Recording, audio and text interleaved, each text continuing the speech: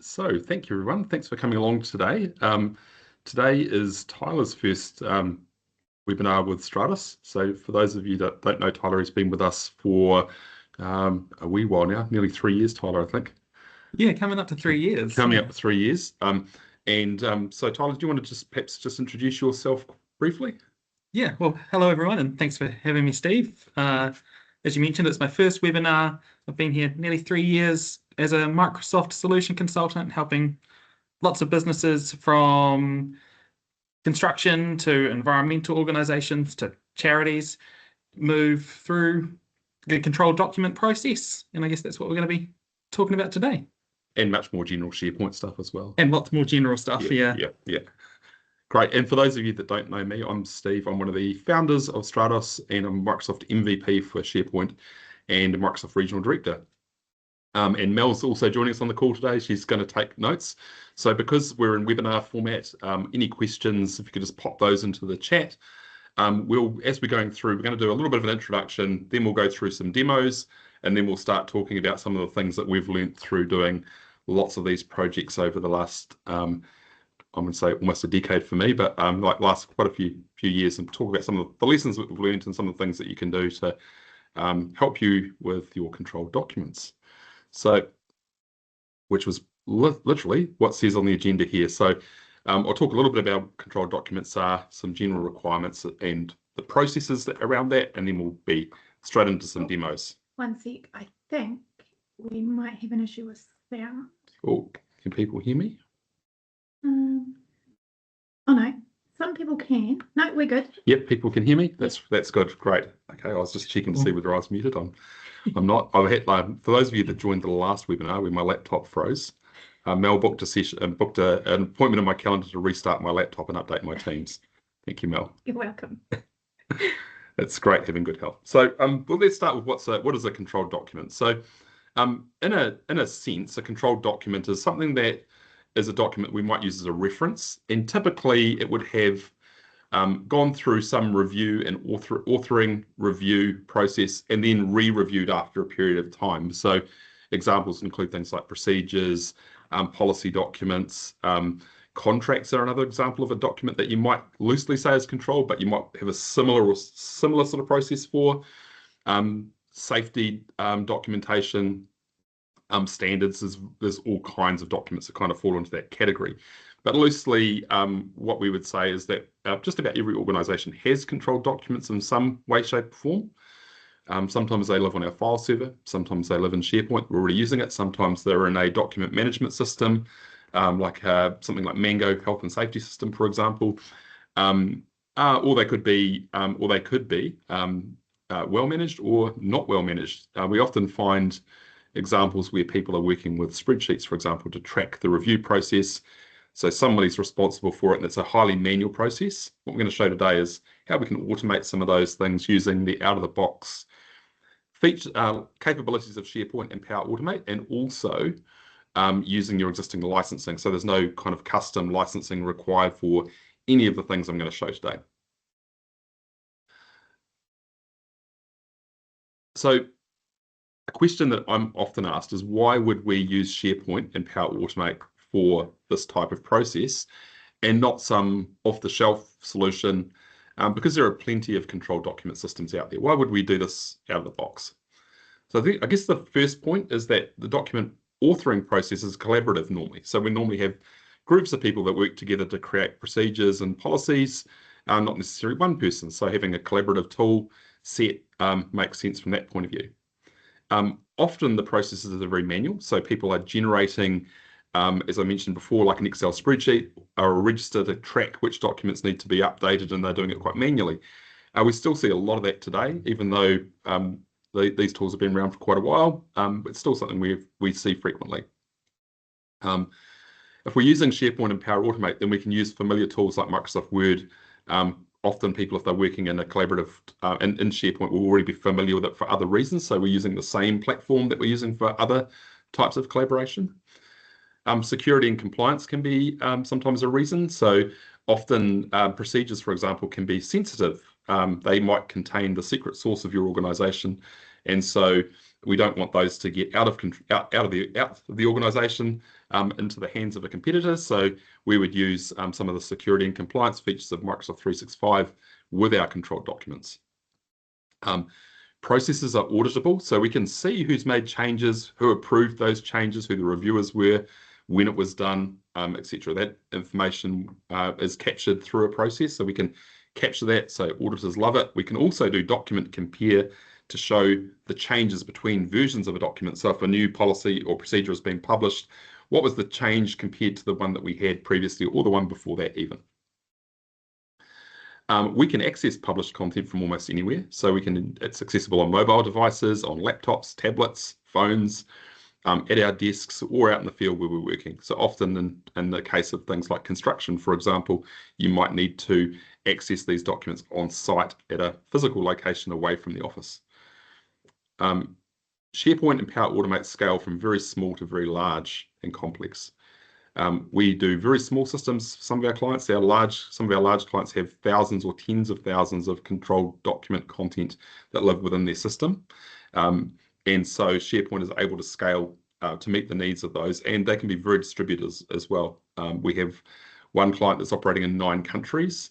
Their controlled document processes work across borders and time zones and all of those things. Most organizations already have the licensing required, and that is often the #1 reason, because often we're paying for a server and something else to support something that could be done within SharePoint. So those are all kind of common reasons why we might use SharePoint and Power Automate. So the actual process itself, Tyler's done a really nice job here of producing this slide for me. He's much better at PowerPoint than I am. So thank you, Tyler. What we've got on this diagram here is a illustration of the controlled document process. So in the left-hand side over here, we start with a draft document. So somebody says, we want a new document for a procedure for some activity we're doing. So they'll draft that document, and then it will go through a review and approval process. It'll end up getting a signature on it from someone to say, yes, we've approved this document. If it's a procedure, if it's a policy, it might go to the CEO for sign-off. But if it's something related to health and safety, it might go to the health and safety manager for sign-off. So it could go to different people through that process. Once that document's approved, we then want to publish that document and make it available to all of the people in the organization. And then we want to go back after a period of time and check to see whether this document is still valid. So we have 2 types of reviews we might want to have. So one would be based on a schedule. So perhaps we review this document every 12 months or 18 months or 5 years even in some cases. Or it could be that something else has changed and we want to review that document again because it's related to another change that we've made. So we might want to manually start that process as well. So we can do these reminders and automate these reminder processes using Power Automate and metadata on the documents themselves to do that. And I'll show that in the demo. We also have processes sometimes where something's actually obsolete, no longer required, and we want to move it out of the system so that it's not referenced, but we want to keep it because there's value in that historical, in having the historical document, or there might be a compliance reason why we want to have that. So for example, what was the health and safety policy at the time when an incident happened a year ago? So you can go back and look at that historic archive. So that in a nutshell is the process that we would go through with controlled documents. And I'm going to demonstrate most of these steps in my demo this morning. So next slide says demo. So I'm going to jump straight into it. So I'll just jump over into my controlled document demo environment here. So the first thing I just wanted to point out about this environment is that it is this one I've set up to demonstrate concepts. So it's not a fully functional solution in terms of what you would want in a production environment, but it'll show you all of the concepts that we've just talked about and how we can do those within SharePoint and Power Automate. So in my SharePoint site here, I'm starting with my controlled document master library. So this is where my editable versions of a document exist. And you'll see in here a few things. I've got some metadata set up here. So I've got a status for that document. So what status is it in? Is it published? Is it draft? Is it waiting on an approval? I've got a type of document. So is it a form, a standard operating procedure, a policy, etc. I've got a document owner. and if you're the astute people on this call will notice that it's me for all of them, and that's because when you're demoing workflows, it's kind of easiest to demo as a single user rather than across, but this workflow will actually work with anyone who has an account in this tenant. I've also got a division, and I've got some published dates and next review dates over here. And you'll notice on this one down here, it doesn't have a next review date, and you'll see that it's draft, and that's because it's a draft document. It hasn't yet been through an approval process. So let's start with looking at this library here. Sorry, I'll just flip over quickly to the published library. This is where we see the published versions of those documents. This is the one that everyone in the organization can have access to, but you'll only see published documents in here. But you'll see we've got related metadata and other things. So I can group these together. I can go and do a group by and say, group these documents by the type of document they are, so I can find all my forms, my policies, and my standard operating procedures. I can also do filtered views and other types of combinations of things for custom views on this type of information. That's kind of built-in standard SharePoint functionality that you can do on any library with metadata. So we're going to take advantage of that. So let's go back to our master documents. And if we just look at this one down here, which is draft. So the name of this document is Engineering SOP 003, and it's an electrical maintenance one here. So I'm just going to start a workflow. So what I've got in behind the scenes is I have got an approval workflow set up, and we can do buttons to make this more accessible for users. But for the demo purposes, I'm just going to run the out-of-the-box way of doing it. So I'm going to start my workflow. And what's going to happen when I do that is it's going to pop up a little panel here asking me if I want to run the flow. And if I go run the flow, it's going to start a process. So now if I jump over into Power Automate, you'll see here, I've got some flows down here. I'm just going to refresh my screen, and we should see a new one that's just started. So here's our new flow just down in here. And you'll see I've got some existing ones down here which have run. But some that failed, that was when I was testing, when I was setting this up. And if you'll see, that was 3 days ago, it was in the weekend. But you'll see here, I've got one which has been running for 15 hours, and I've got another one here that's been running for 16 seconds. So let's go and have a look at this flow. And you'll see in here that this flow is waiting down here for an approval. So this step in the workflow is it's waiting for me to approve an item. And what's happened is in the background, it sent an email, and I just heard that email bell go. So you'll see over in here, it has got an approval that's popped up, and my approval is asking me, it's given some instructions, and it's asking me to approve or reject the document. So what I'm going to do here is I'm just going to go quickly back to here. So you can see that that's sitting at this point waiting. I'm going to go back to my email, and I'm going to go approve, and I'll submit that approval. Now, what you'll see is, while it's doing that, is the metadata here. Remember that is now being changed to sent for approval. That happened before when I started the workflow. Back over in our workflow here, you should see this coming down. So it's run through and it's completed successfully. And if I go back over here, you remember that document was called ENG SOP 003. If I go and jump over into my master library, you'll see its status is now published. And if we go back into the master library, we should see in here our document, this one here, which has just been published a few seconds ago. So now we've got that published document with our metadata in the published library. So that's kind of that first stage. We've got a document that's going through that kind of review cycle. But what triggered that review? Back in my email, I have another message. This message came to me this morning at 5 a.m. and it's reminding me that I've got a document that is due for review. And you'll notice the date on this document is in the past. So it's the 7th of July. I don't know whether that's the 7th of July because of the date format. I don't know whether that's American date format in New Zealand, but we can format that date in the notifications.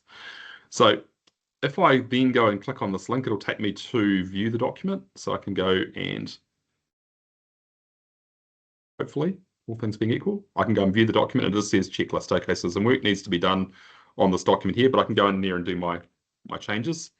Once I've done my changes, I can close that item and then send it for approval once I've done. So at the moment, I've got it manually set to do that. We could make some automation there if we wished. Is there a reason? Triggered flow? Got a I question. didn't quite hear Mel's yeah. question. Could you repeat that, Steve? Yeah, so the question was when would we use a manual triggered flow over an automated flow? So the flow that I've used there for the approval is like somebody sending that for approval. So one of the lessons that we're going to talk about later in this talk is when you send something to someone for review, your job is not done, right? Just because you've given them the task doesn't mean that that task will be done within the time frame that you need it to be done within. So there can be lots of good reasons for that. A person might be on leave, they might be busy, it may have gone to the wrong person. There's lots of different reasons why those things don't happen. So by having a manually triggered flow rather than automatic flow for the approval process, gives the person time to do the review. So imagine if you're reviewing a large and complex policy, it might take weeks or even months to review that policy before sending it for approval. Whereas if I'm just doing a quick change, so maybe I just need to review that document and there's no change required, or there's a minor change where it may be formatting. Perhaps we've found a typo in a procedure that doesn't materially change that procedure. What we would want to do then is send a manual one and just do a quick flow through that process to fix that issue. It might be outside the normal cycle. And so we can do, that gives us flexibility. So it depends a little bit on your internal process, but there's a case for both. Hopefully that's answered the question. Let me just go back to here. So if I go back into Power Automate, I'm just going to show you this other flow. So this flow here is a manually triggered flow. The other flow that I have in here is an automated flow. This one is the reminders flow. So what this one here does is it looks at my document library once a day and looks to see if there's any documents where the review date is within the next 30 days. So what I've done is I've used a calculation in my workflow to add 30 days to the current date. And then what I do is I go and get any documents that have a review date that is within the next 30 days or in the past, so that anything that's overdue is also picked up. And then what I do is I send an email notification to that person, and I can customize these emails. I'll just pop in here really quickly. I can customize this email message with metadata and instructions and so on to send that to the person to remind them that they've got a task to do. Another question. Yeah. Is there a time limit for approvals? And for example, if someone doesn't approve a document for 6 months, does the flow cancel or will it remain active forever? Good. That's a very good question. Yeah. Yes.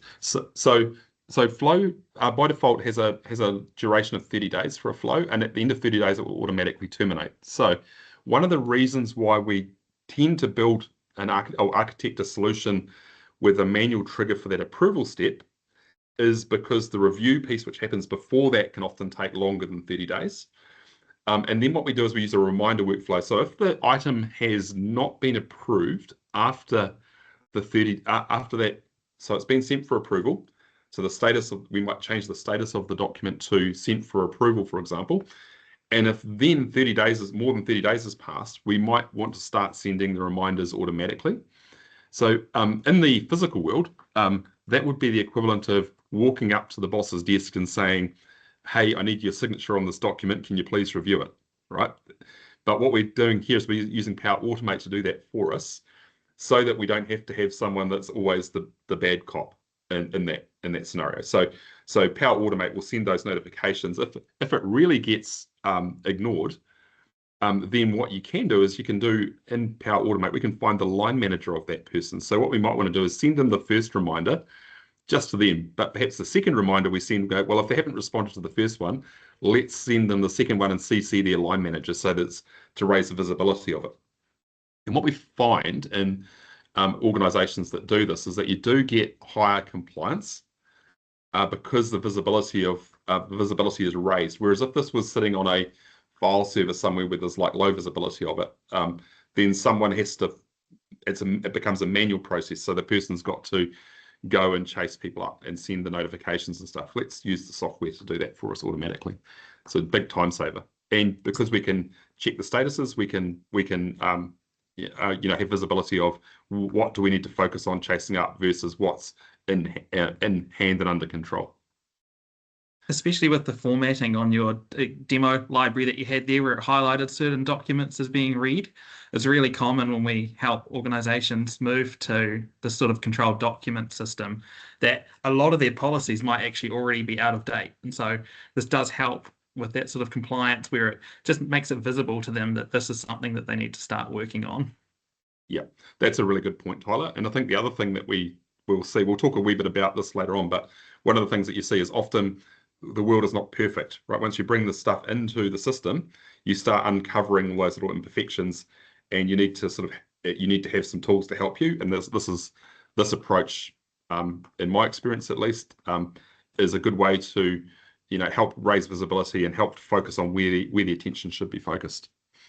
Okay, so we've got the reminder notification that goes out. Now, another thing we might want to do is we might want to have a workflow on here which allows us to send different types of approvals. So, for example, we might have a full approval process where we've got a document that needs to be fully reviewed because it's a policy and there's lots of changes, or we might have the minor change where there's trivial change to it, perhaps formatting, and it's not materially changing a procedure. So those two things are different types of workflows that you might add to the sort of base design of a system. Now, another feature of SharePoint that I like to use is what's called content types. So what a content type is it's a collection of metadata that's associated with a particular type of content, hence the name. But what you can also do with content types is associate a document template. Now, I've created a content type here called my demo controlled documents. And when I click onto here, you'll see I've got this option on the menu to create a new demo controlled doc. So I'm going to choose that. And what that's going to do is it's going to create a document using a Word template in the background. So it's open the document with the template that I want. But not only that, it's auto saving to the correct location. So this is a nice feature of SharePoint that often goes unnoticed because people don't understand some of the capabilities and the document management features. But let's just do this one here. I'm just going to call this one, to make it easy to find it, I'm just going to call it Demo SOP 001. And because this is a trial system, and because what I haven't done is I haven't made any of the metadata compulsory, and so it's not going to force me to enter metadata on here. But you can do things with metadata forms on the document to require that information to be added as the document is loaded. So this one's going to be manual.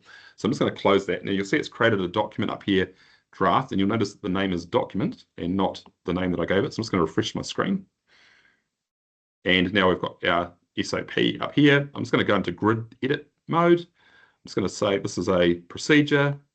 The document owner is going to be me. I can just type in from my directory. I've got a term set behind this, which I was going to tidy up this because I was testing some things out. I've actually got the same term set for both columns. But you'll see I don't want to put a published date or next review date because it's not published yet. It's still a draft document. So now I've got my document in here. Whoops. If I go back to my master library, and it's got my metadata on there. I haven't put a title in, but that's good enough for what we need to do to demo here. So now I've got a document that's in draft. I can run through the publishing process. So I'm just going to go here. I'm going to, we'll just give that document there. We can send it through our approval. So we're just going to start here by sending it again, send through the process. So we'll just do that same process again. And this time we're just going to do this really quickly. And you'll see that it goes through into our published library. I just want to show you that it picks up that procedure on the way through. Now, while we're here, you might notice a couple of things. One thing that you'll notice is that I've got some stuff that's overdue. And I've got this one down here, which has been sent for approval, but I haven't done it yet. I haven't approved it. So maybe I've gone away and I need to do some work on that form, but there might be a reason for that. So what this gives you visibility of is what's waiting in your process.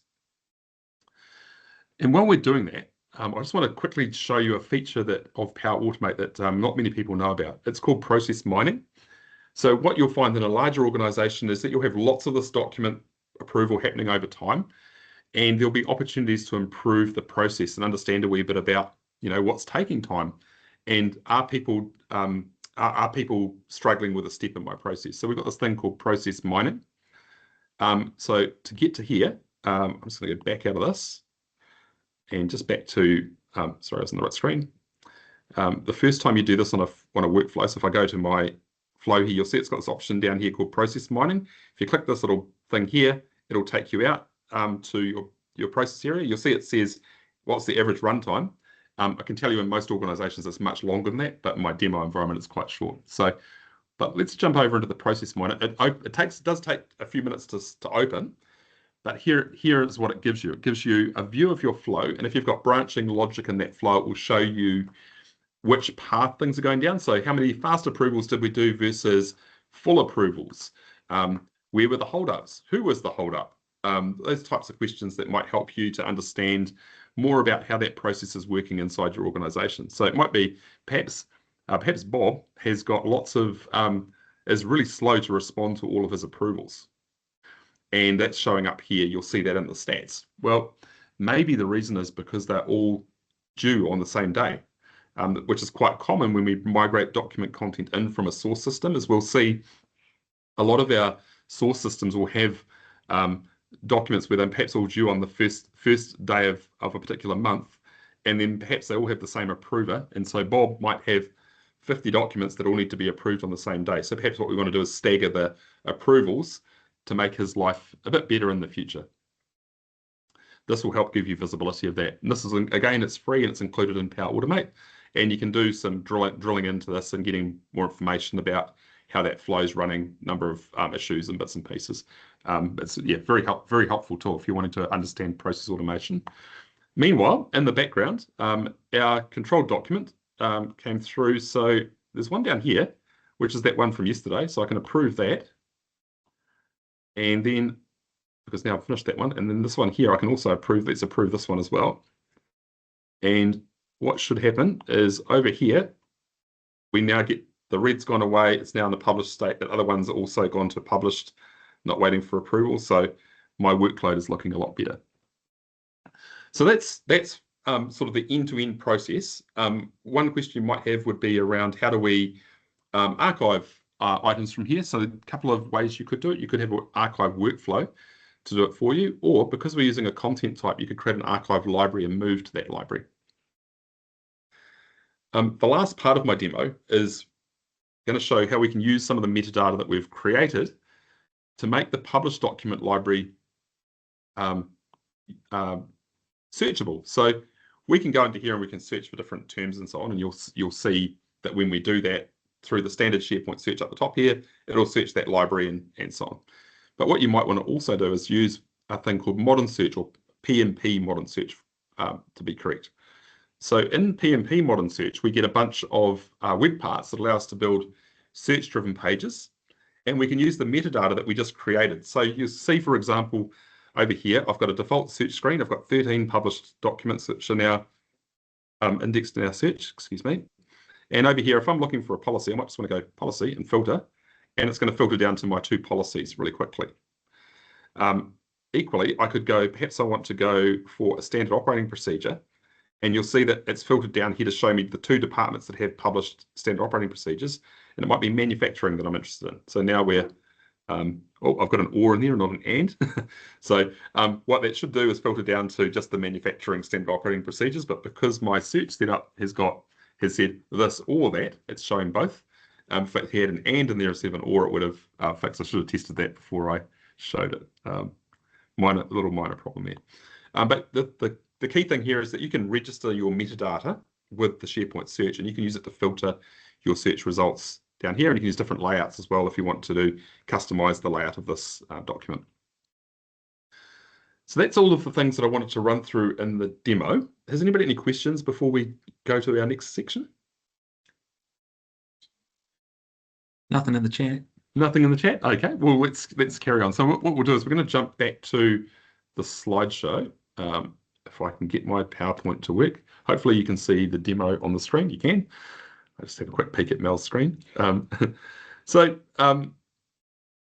Oops, and I think this slide. So typical requirements, we'd have like the full document review process, like we'd have the full approvals and quick approvals. We have automated reminders. We might have overdue reminders. Those overdue reminders might go to different people based on how overdue things are. We want to make sure if we're sending an overdue reminder that we have a path for that person to action it. So we're not sending it to them and then they go, oh, I need to go and find a notification in my email from 3 months ago. We want to take them to somewhere where they get a view. So that's one of the reasons why we would use the use views within the published the master document area to allow people to find those easily, and we can include the link in the email notification. Document numbering is a big one which comes up. So having compliant document numbering based on our document numbering convention that's part of our quality system. So SharePoint doesn't really have a built-in numbering system, but you can build one quite easily with Power Automate. And it can generate the document format. It can even rename the documents to make sure that they're compliant with the format if you're bringing in from an old system. Often we will be bringing documents in from an old numbering system into a new one, and we want to allow people to use both. So we can use 2 metadata fields for that. New document request process. Just because somebody wants a new procedure doesn't mean that there isn't one that already meets the need, or there might be some sort of review process that has to happen before we agree to go ahead and develop that controlled document. So often we'll build a form with a request in front of that, which allows a person to draft the document and submit it for review. And then the decision would be made by a document controller as to whether that document is actually progresses through to being part of the quality system. So this is quite common, quite a common requirement. And then obsolete documents. So how do we deal with documents that are no longer required, but perhaps we need to keep? So we talked about that before as well. When you talk about quick reviews, Steve, are you meaning in that scenario like a typo in the document that might not require full approval, or? Yes, yeah. So often it might be a minor formatting issue. So what we would find in or perhaps the reviewers of that document say we need to review it to make sure that we have actually gone through a review, but we're not going to make any changes to that document because, and so we might call it a quick approval, maybe rather than a quicker review. So often there's no material change required. So there may be you need to review it but not change, or it might be that you need to review and make a minor change perhaps to the documents, like date, just to say reviewed on this date in a document history block in a document. Or it could be that there's a typo or a minor formatting. Maybe it doesn't paginate properly and you want to just tidy that up. And when you do that, you don't want to bother going through the full review process. The quick review might just go straight to the document owner and not require a review by a committee of people, for example. Thanks. And we did have a question in the chat about, is there a way to manage document acknowledgement for published documents? Can you do that out of the box, or have we built any custom solutions that can do that? Yep. So this is a good question. So SharePoint doesn't have a read and acknowledge feature built into it natively. We have built these using custom forms on libraries. We're actually developing ourselves internally a little one which does SharePoint pages, which eventually I'd like it to be able to do this as well. But essentially what it lets you do is record when a person has read that document. They click a little box to acknowledge it, and then we store that metadata against the item, so you can come back later and say who's reviewed it and who hasn't reviewed it. At the moment at Stratos, we actually use our employee hero HR system to do that. So maybe sometimes the systems outside of SharePoint that you might do that with, or other organizations I've seen use a learning management system to do that. So once I've completed that development of that procedure, there's possibly training that has to go with that as well. So imagine you're working in a physical environment, manufacturing environment, and you are training people on how to use a new piece of equipment. So a new piece of equipment comes onto the production line. You have a procedure on how to operate it, and then you have training to teach people how to use it as well. Of course, there's the site feature as well that can show you who's read it, but not necessarily that they acknowledged it, just that they've opened the document. Yeah, that's correct. Yes, yeah. So there's also audit information, but just because they have opened it doesn't necessarily mean that they've read and consumed the content. So, but there are ways you can do that within SharePoint with workflows and so on if you wish. Just note it's not built in natively into SharePoint. Thank you. Another thing that's worth considering is actually a lot of the challenges with controlled documents are often are often actually not the technology itself, but the people that are working in it, because we're in the real world.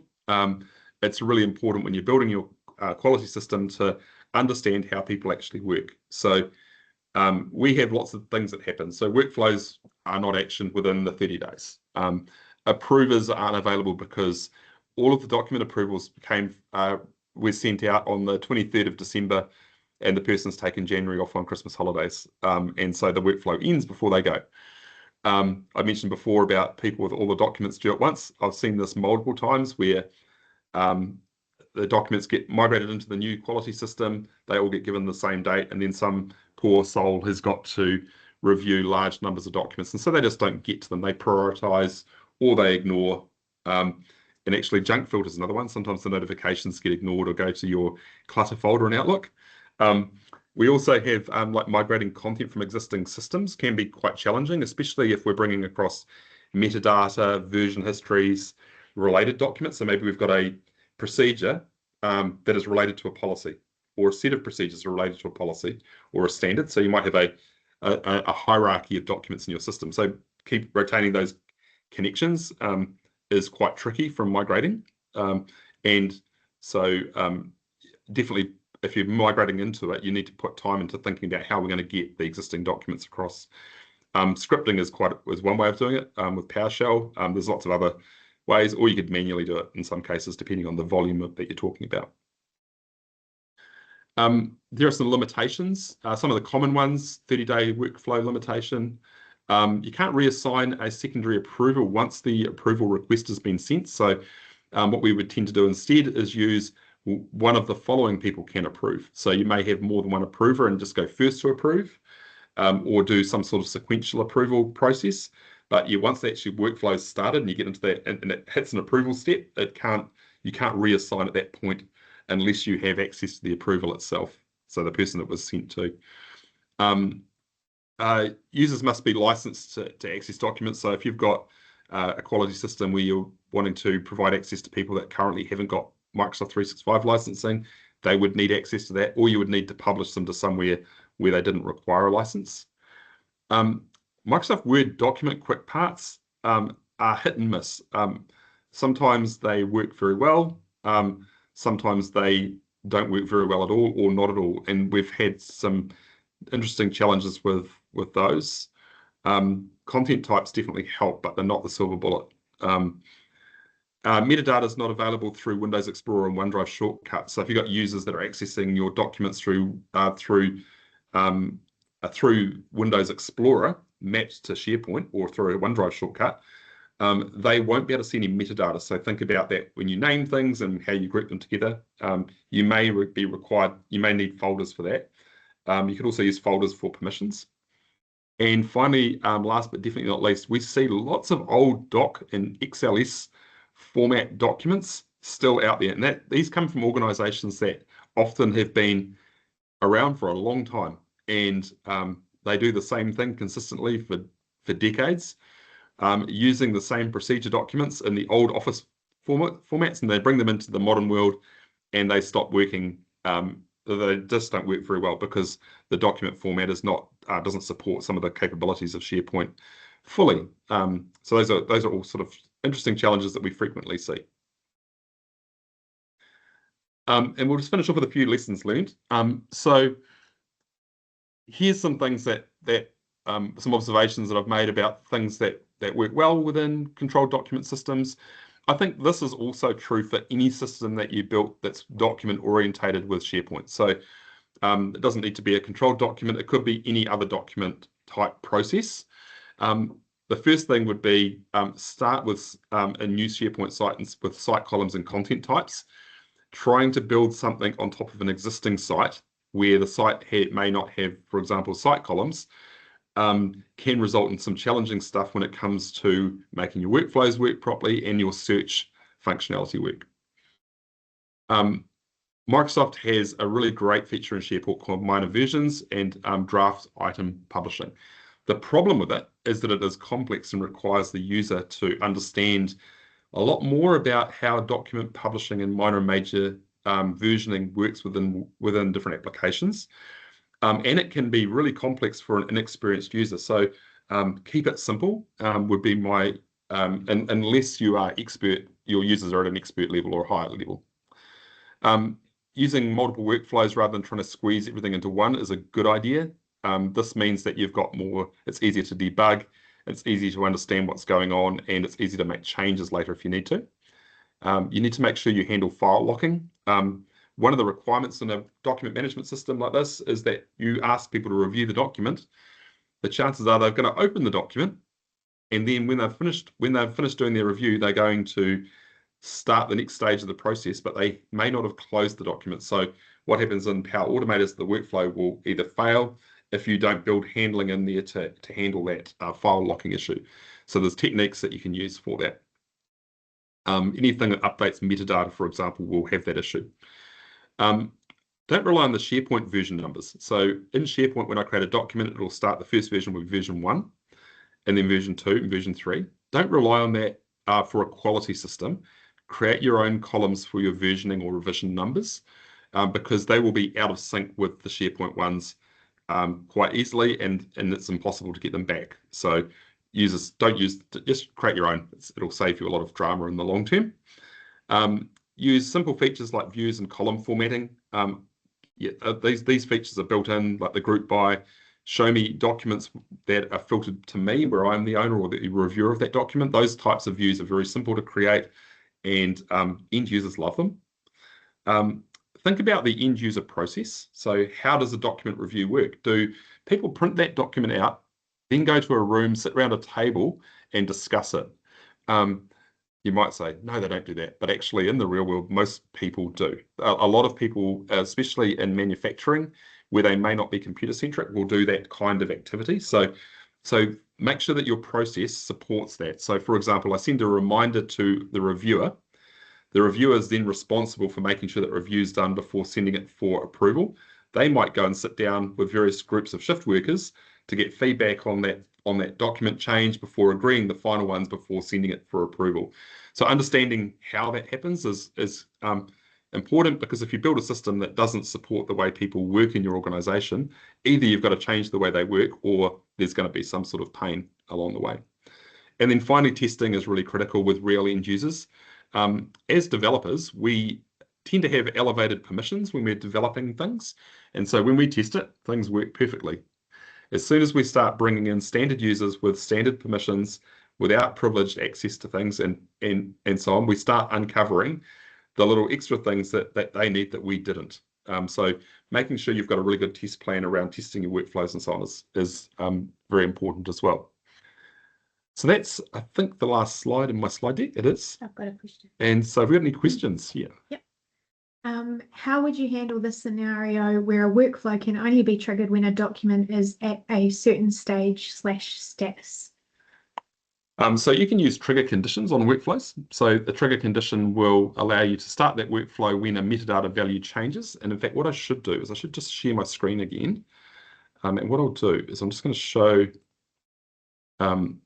in my document library,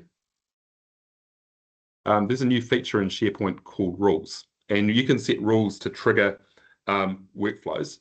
So to manually trigger. So if I go and I choose the automate, under the automate menu here, I've got this rules option. If I go to there and go create a rule, so I can do a rule and I can say when a file or metadata is changed, and I can specify what column.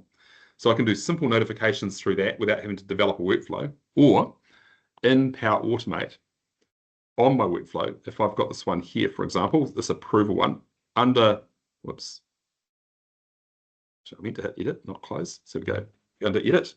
What we'll see on this one is, I'll show you where we can go into add a condition on the trigger. So on my workflow step here, my trigger, which is the first step in any workflow, under the three dots here, we have this option here in settings, where we can create what's called a trigger condition. We can add a trigger condition. We can look at a field value and say, only run this flow if that metadata field is of a particular value, so that it can't trigger earlier. So hopefully that's answered that question. There is a bit of a rule, a bit of an art to the trigger conditions. So if you do want to have a look at that, they're quite hard to debug if you get them wrong. So, but if you'd like some help with that, that's definitely something we can help you with. Ashley's also brought up in the chat talking about how you could use a JSON button to trigger the flow. And so if you did, you could have that same button trigger different flows depending on the stage, or just not show at all if a document didn't meet that condition. Yes, So that's a good example, Tyler. So like, for example, if you start with send for review, and then if the person's clicked send for review, then maybe it's like it changes its status to a different action once that's changed. So to make it kind of like nice for the end user, right? To make it obvious to them as to what the next step is in that process. Any other questions? Petra's also asked about if there's a way to log change requests and link them in the published document space. Yes, yes, you can. Spaces of when people might make multiple change requests to be logged before an actual requirement requires that an actual document requires the next update. Let's see if we can do this in like 30 seconds. Okay. Challenge. Brave. I like a good challenge. So I'm just going to go back to my homepage of my site, and I'm going to create a change request list. So let's start with a list. This is going to be super simple, Petra. So I'm just going to start with the list here. I'm going to call this one change requests. I'm going to show the list on my navigation so that I can find it later. I'm going to go create. And then what I'm going to do is I'm going to do a little thing called a lookup on this list. So it's got a title. So we want some details of our change. So we'll just go and add this one in, change details. Anybody that's astute with SharePoint will know that I normally don't put spaces and things, but I'm just going to do it because it's quick. And then I'm going to do a lookup. So when I do a lookup field down here, I'm going to go next, and I'm going to tell it to, I'm going to say related document. And we're going to look up our master document list. In fact, actually, maybe the change request is to our published library because we want to pick out it from the published. And then we just use the title field from there. And I'm just going to go save. Now, I've got my list. There's a wee bit of work to be done to make this look super nice. But if I went in here and created a form, let's create a form on this list. And I'm going to call this one note change request. I'm going to pop our logo and stuff on there. And then I'm going to do is I'm just going to go send the form and copy the link. Now I've got a form. I'm going to put this form somewhere on my intranet. And what I'm going to do is I'm going to go into here and I'm going to say health and safety, change is needed. New process needs to be included for incident reporting. And then I'm going to go down here into my related documents. And I'm going to go down here and going to go to my health and safety reporting procedure. And I'm going to go submit. And it's going to say thank you. And then over here in my list, if I got that right, I'm going to have my change request here. So now I've captured that. Now, because I've created a list, I could trigger a workflow to notify me to say there's a new change request in here, and I can group it by document if I've got lots of them. So that's how you do it quickly at a very demo kind of way. Thank you. Liz has also asked about what's the best way to handle multiple document contributors or editors, and I think it would be notifying the two people that the document's due for review. Yeah. Other part of that. Oh, yeah, sorry. Yeah, so my approach to this is that you need to have one person that's responsible for reviewing the document, but that person might collaborate with others. So what we can do is we can create a sharing link that can go to a group of people. Say, for example, you've got this health and safety policy and it needs to be reviewed by all of the heads of department. Then you might have a group of people that you email that to as well with the link so that they can work on that together. So you can do it that way. But my advice would be have one person responsible for making sure the process happens. Otherwise, you'll get the kind of nobody's got clear ownership of that process. Awesome. And the other part of the question was, can you have multiple approvers, and in which ways can you do that? And yes, you can have multiple approvers. If you do that, you just have to decide how you want to handle it. And you've sort of mentioned there's a step which is everyone must approve approval step, and that is an option. You could also do like any one of these multiple approvers must approve, or you could do sequential. So it might have to go to your manager and then the head of department, for example. We have a good example of this, which would be approving packaging changes in a manufacturing environment. So the packaging spec changes, it needs to be approved by marketing, it needs to be approved by the product team, and then also by the production team. So and they actually have a sequential process where any person in that process could decline. And when they decline, they include notes to say this is why you failed, so that the person that initiated that request knows what their next action is. Thanks for that question, Liz. And June's also asked about the trigger condition to the selected files. And they've said if you do apply a trigger condition, will the workflow still show under Automate in the right-click menu? Yes, it will. Yeah. So because the workflow itself is associated with the item, the trigger condition is only applies once the flow runs. So you can limit who can see the flow, so who you share that flow with. So you can have a restricted group of people, and you can do things with permissions as well. So you can say some people might be able to see documents but not approve, for example. Cool. Great. Well, look, thanks very much, everyone, for attending today. Hopefully this has been useful. It's part of our series that we decided to start at the beginning of this year on different technologies in SharePoint to show off lots of the functionality, and Copilot and Power Automate. Mel will send out an update once this is available online, so you can share that with other people in your organization. And also there's also in that link, you'll see that you've got access to the previous webinars as well. So if you wish to go back and look at something we've already done in the past, we've got a bunch of those also.